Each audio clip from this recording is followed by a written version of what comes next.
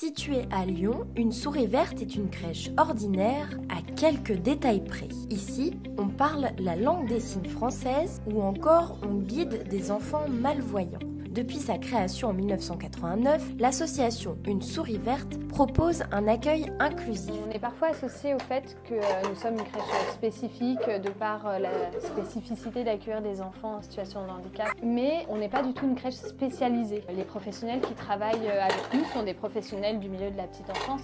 30% des enfants environ y sont en situation de handicap. En fait, il s'agit d'inclure ces enfants au milieu de tous, ils vivent ensemble. Il n'y a pas d'aménagement particulier dans la structure, si ce n'est l'encadrement, puisque nous sommes largement au-dessus des requis en nombre de personnel et en formation donnée. Un projet qui facilite la vie de nombreuses familles. En effet, les difficultés d'accueil de ces enfants débutent souvent dès le berceau. Pour rappel, 54% des moins de 3 ans en situation de handicap sont gardés exclusivement par leurs parents contre 32% pour les autres enfants, selon une étude de 2018 du Haut Conseil de l'enfance, de la famille et de l'âge. Même si les établissements traditionnels sont tenus par la loi du 11 février 2005 d'accueillir les enfants à besoins spéciaux, la réalité est souvent bien différente. L'accueil dans les structures de droit commun, c'est-à-dire toutes les crèches, y compris municipales, est plus difficile, dans la mesure où l'encadrement n'est pas le même. On le regrette. Pourtant, la formule de l'inclusion séduit les parents. Ne serait-ce que pour l'ouverture d'esprit dès le plus jeune âge et l'acceptation de la différence, ça nous a vraiment motivés en fait. Dans les premiers temps, elle rentrait à la maison et puis elle disait bonjour avec sa main, comme si elle voulait faire en fait la langue des signes. On sent en fait que l'enfant est tout de suite moins impressionné et au contraire, la relation est facile. Donc en fait, la crèche est facilitante en ce sens-là. La définition de l'inclusion.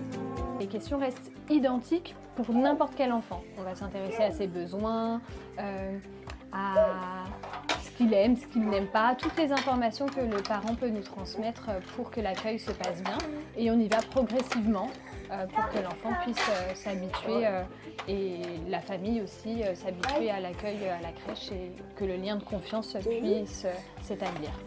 Ça se traduit par plus d'observation de l'enfant, une meilleure coopération entre les parents et professionnels de la petite enfance, mais aussi parfois, on reçoit aussi les personnes de l'entourage de l'enfant, de ses prises en charge, de rééducation, qui sont amenées à venir aussi sur le lieu de la crèche pour nous donner des conseils sur comment installer l'enfant ou l'aider autour de tout ce qui touche à l'oralité, le repas, les choses comme ça, qui peuvent poser questions ou problèmes pour certains enfants.